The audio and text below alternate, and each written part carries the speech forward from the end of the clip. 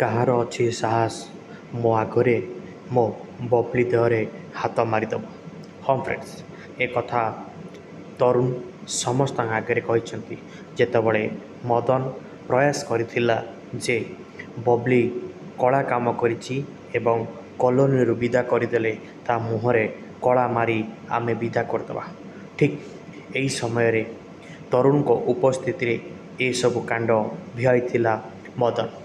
ଆଉ ବବଲି ମୁହଁରୁ କଳା ଲାଗିବା ପୂର୍ବରୁ ଧରି ନେଇଥିଲେ ତରୁଣ ତାଙ୍କ ହାତ ଏବଂ ସମସ୍ତଙ୍କ ଆଗରେ କହିଥିଲେ, ସାବଧାନ, ବବଲି ମୋ ଉପସ୍ଥିତିରେ ବବଲିର କୌଣସି କ୍ଷତି ହେବା ପାଇଁ ମୁଁ ଦେବିନି। ଆଉ ଗୋଟେ କଥା ସମସ୍ତେ ମନେ ରଖ, ମୋ ଉପସ୍ଥିତିରେ ବବଲିର କୌଣସି ସମ୍ମାନ ହାନି କରିବାକୁ ମୁଁ ମଧ୍ୟ ଦେବିନି। ଠିକ୍ ଏହି ସମୟରେ କହିଛି ବସୁଧା କହିଛି, ଓଃ, ତୁମେ ଯେଉଁ କାମ କରୁଥିଲ ସେ କଥା ଆମେ ସବୁ ଜାଣିଛୁ। ଏଇ ବବଲି ଦିନେ ଏଠି ରହିଲେ 4 ଦିନ ଯାଇ ଭୁବନେଶ୍ୱର ରହୁଥିଲା।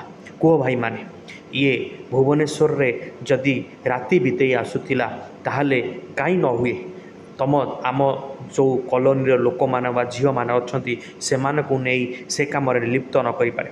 ସୋ ଏ କଥାରେ ବବଲି ଏବଂ ତରୁଣ 2 ଜଣ ଯାକ ରାଗିଛନ୍ତି ଏବଂ 2 ଜଣ ରାଗ ଯେତେବେଳେ ରାଗିଛନ୍ତି ମଦନ କହିଛନ୍ତି ସେ ରାଗ ଆମକୁ ଦେଖେଇବନି, କାରଣ ତୁମେ ଯେମିତି କାମ କରିଛ ତୁମକୁ ସେମିତି ଦରକାର। ଏ କଥା ଯେତେବେଳେ ମଦନ କହିଛନ୍ତି ଠିକ୍ ସାଙ୍ଗେ ସାଙ୍ଗେ ପ୍ରତି ଉତ୍ତର କରିଛନ୍ତି ଆଈ କହିଛନ୍ତି, ମଦନ ଦେଖ, ତୁ ଏବେ ଭଲ ଭାଷଣ ଦେବା ଆବଶ୍ୟକତା ନାହିଁ, କାରଣ ତୋ କ୍ୟାରେକ୍ଟର କ'ଣ ଲୋକମାନେ ବା କଲୋନୀର ଲୋକମାନେ ସମସ୍ତେ ଜାଣିଛନ୍ତି। ଆଉ ଏ କଥା ଯେତେବେଳେ ଆଈ କହିଛନ୍ତି, ଆଈଙ୍କର କଥାକୁ ଜବାବ ଦେଇ ମଦନ କହିଛି, ଦେଖ ମା, ଏଠି ତୋର କିଛି ଭୂମିକା ନାହିଁ। ଏଠି ସମ୍ପୂର୍ଣ୍ଣ କଥା ତୋ ନାତୁଣୀ ବା ବବଲି ସାଙ୍ଗରେ ମୋର କଥାବାର୍ତ୍ତା। ଆଉ ସେ ଯେଉଁ କାମ କରିଛି ନା, ସେ କାମ ପାଇଁ ତାର ଶାସ୍ତି ଏପର୍ଯ୍ୟନ୍ତ ତାକୁ ମିଳିନି, ବୁଝିପାରିଲ।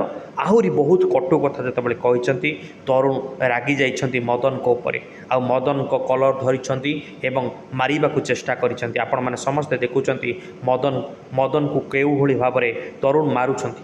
ଆଉ ମାରିବା ସମୟରେ ସମସ୍ତେ ଯାଇ ରାହୁଲ, ବର୍ଷା ଏବଂ ଖୁଡ଼ି ସମସ୍ତେ ଯାଇ ଅଟକାଇବା ପାଇଁ ଚେଷ୍ଟା କରିଛନ୍ତି, କିନ୍ତୁ କିଛି ମୁହୂର୍ତ୍ତ ପାଇଁ ଏ ମାଡ଼ ଅଟକି ଯାଇଛି ଏବଂ ମଦନ କହିଛି, ଆରେ ବାପା, ଠିକ୍ ଲୋକକୁ ଠିକ୍ କଥା କହିଲେ ବାଧି ଯାଉଛି ନା।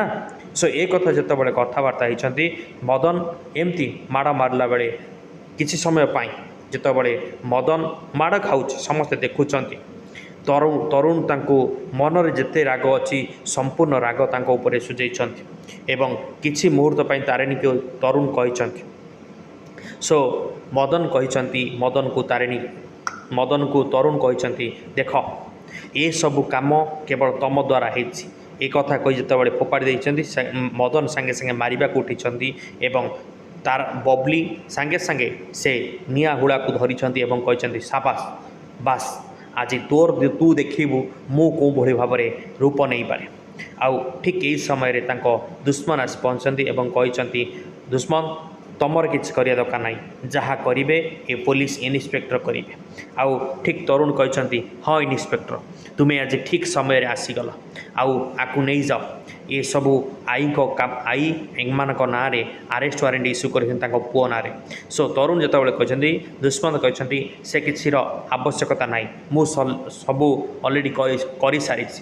ସୋ ଇନ୍ସପେକ୍ଟର କହିଛନ୍ତି, କନେଷ୍ଟବଳ ଆରେଷ୍ଟ କର। ସୋ ଏ କଥା ଯେତେବେଳେ ଶୁଣିଛନ୍ତି ସୋ ମଦନ ପୁଣି ରିଆକ୍ସନ୍ କରିଛନ୍ତି, ଆରେ ମୁଁ ତ କିଛି କରିନି, କରିଛନ୍ତି ଏମାନେ, ମୋତେ କ'ଣ ପାଇଁ ଆରେଷ୍ଟ କରୁଛ। ସୋ ଇନ୍ସପେକ୍ଟର କହିଛନ୍ତି, ତୁମର ଯାହା ବି କଥା ଅଛି ତୁମେ ଯାଇ ପୋଲିସ ଷ୍ଟେସନରେ କରିବ, ୟୁ ଆର୍ ଅଣ୍ଡର ଆରେଷ୍ଟ।